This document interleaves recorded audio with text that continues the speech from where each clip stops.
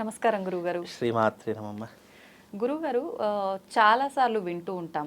శిశువు జన్మించిన తర్వాత జాతకం చూపెట్టగానే వెంటనే కొంతమందికి మాత్రం మేనమామకి గండం వచ్చిందని, లేకపోతే తండ్రికి, తల్లికి ఇట్లా అని చెప్పి వింటుంటాం. వాళ్ళకి సంబంధించిన రిలేషన్లో ఎవరికో ఒకరికి గండం అని చెప్పి.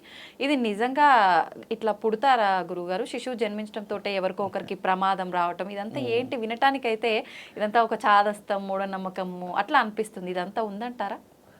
వాస్తవమ్మ, తప్పకుండా తెలియజేస్తాను. ముందుగా ప్రేక్షకులందరికీ శ్రీమాత్రే నమ, శ్రీ గురుభ్యో నమ. నమో దేవ్యై మహాదేవ్యై శివాయై సతతం నమ. నమ ప్రకృత్యై భద్రాయై నిహతాం ప్రణతాస్మిత.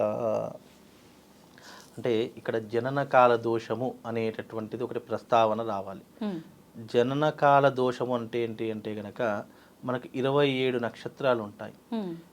ప్రపంచంలో ఏ జీవి పుట్టినా, క్రిమి కీటకాల నుండి మానవుడి వరకు ఏ జీవి పుట్టినా ఈ 27 నక్షత్రాల్లోనే జన్మించడం సాధ్యమవుతుంది. అయితే ఈ యొక్క పుట్టుక అనేటటువంటి దానికి అర్థం ఏంటి అంటే గనక మనిషి ఏ నక్షత్రంలో పుడతాడో, ఏ లగ్నంలో పుడతాడో దానిని పట్టుకొని ఆ మనిషి యొక్క భవిష్యత్తు, అతని యొక్క ప్లానెటరీ పొజిషన్ అంతా కూడా బేస్ చేసుకొని ఉంటుంది, ఆధారపడి ఉంటుంది.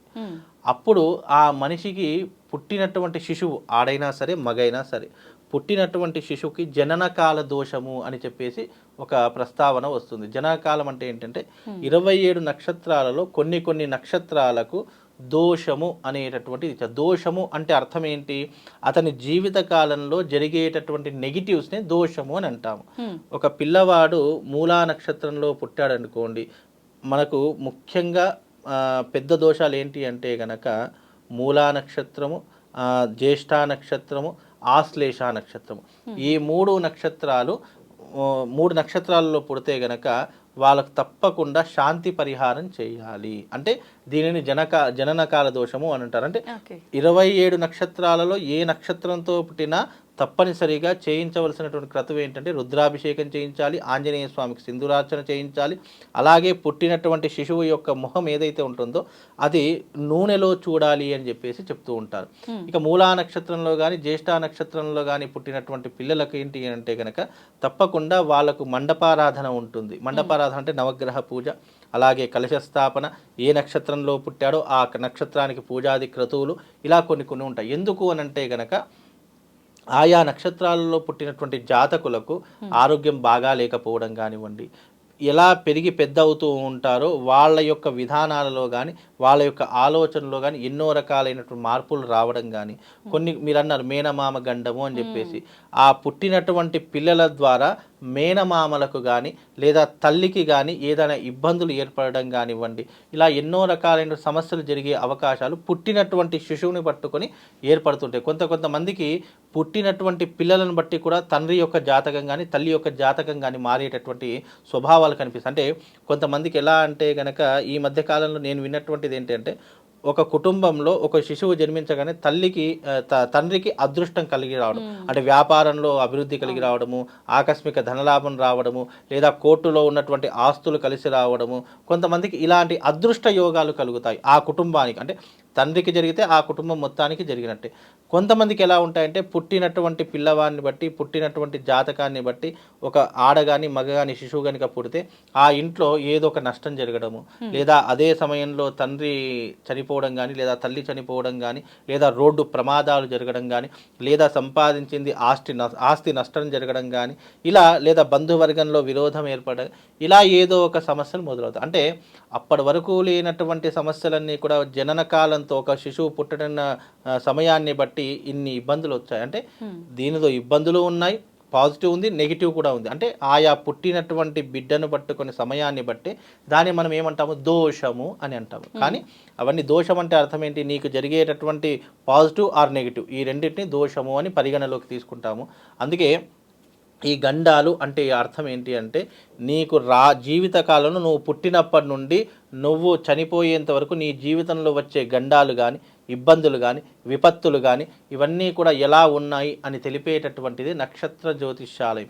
ఆ నక్షత్ర జ్యోతిష్యాలయంలో ఎలా ఉంటుంది అంటే గనక నువ్వు పుట్టినటువంటి నక్షత్రాన్ని బట్టి నీ యొక్క స్వభావము, అంటే నువ్వు ఎలా ఆలోచిస్తావు, నీ ఎదుగుదల, నీకు ఏ ఏ టైం పీరియడ్లో నీకు బ్యాడ్ పొజిషన్ ఉంది, ప్లానెటరీ పొజిషన్లో బ్యాడ్ ఆర్ గుడ్ రెండు పొజిషన్స్ ఉంటాయి. నీకు ఏ దశ వచ్చినప్పుడు నువ్వు టాప్ పొజిషన్లోకి వెళ్తావు, మళ్ళీ నీకు బ్యాడ్ దశ అంటే నీకు ఒక నెగిటివ్ థింక్ వచ్చినప్పుడు నువ్వు మళ్ళీ ఎలా కిందికి పడిపోతావు అని తెలియజేసేటటువంటి సూచనలన్నీ కూడా ఈ యొక్క నక్షత్రంలో ఉంటూ ఉంటాయి. అంటే పుట్టినటువంటి శిశువుకి నక్షత్రానికి సంబంధం ఉంటుంది కాబట్టి గుడ్ ఆర్ బ్యాడ్ అని తెలియజేయడానికి ఇలాంటి గండాలు దోషములు అనే పేర్లు వాడుతూ ఉంటాం. ఇప్పుడు ఈ శాంతి పూజలు చేయించకపోతే ఖచ్చితంగా ఇబ్బందులు జరుగుతాయి. 100% జరుగుతాయమ్మా.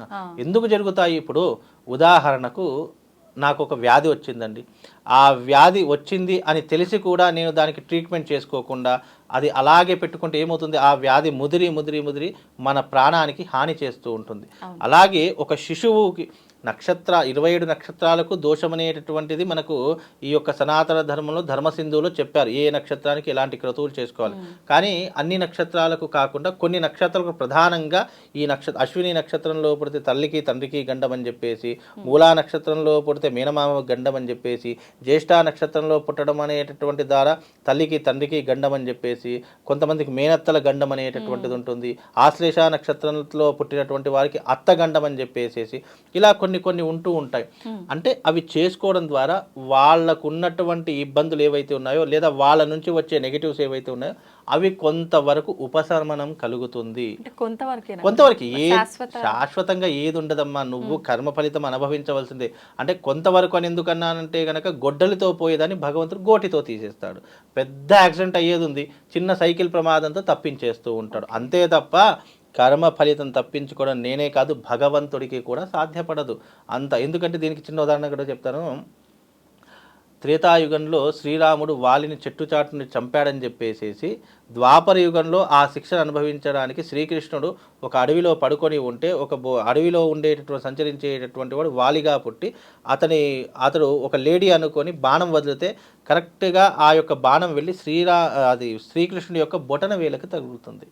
ఆ బొటన వేలికి తాకడంతో ఆ యొక్క అడవి మనిషి ఎవరైతే ఉన్నారో ఆ యొక్క బోయవాడు వెంటనే శ్రీకృష్ణుడి దగ్గరికి వెళ్ళి క్షమించండి, నేను జింక అనుకొని కొట్టానంటే ఇందులో నీ తప్పేం లేదు, నేను త్రేతాయుగంలో చెట్టు చాటు నుండి నిన్ను చంపాను కాబట్టి అదే బాణముతో ఈ రోజున నా వేలిని నీ బాణంతో కొట్టావు కాబట్టి నేను కర్మఫలం నుండి విముక్తి పొందాను. అలా అంటే గొడ్డలితో పోయేదాన్ని గోటితో తీసేస్తాడు అని దాని యొక్క అర్థం తప్ప కర్మ ఫలితం ఈజ్ నాట్ ఏ ఇంపాసిబుల్, ఎవ్వరూ తప్పించుకోలేరు. కాకపోతే ఏంటంటే దాన్ని ఉపశమనం పొందడానికి మాత్రమే ఈ క్రతువులు ఈ పూజలు తప్ప ఇందులో నేను ఈ పూజ చేశాను కదా దీని నుంచి నేను తప్పించుకుంటాను, ఈ పూజ చేశాను కదా ఇక నాకు ధనం వచ్చేస్తుంది అది వచ్చేస్తుంది ఐశ్వర్య మెరాకిల్స్ ఏమీ ఉండవు. కర్మ ఫలితం నుండి ఉపశమనం పొందడానికి మాత్రమే ఇలాంటి పూజాది క్రతువులు తప్ప వేరే పెద్ద చెప్పుకోదగ్గటువంటి మెరాకిల్స్ ఏమీ ఉండవమ్మా. ధన్యవాదాలు గురుగారు. శ్రీమాత.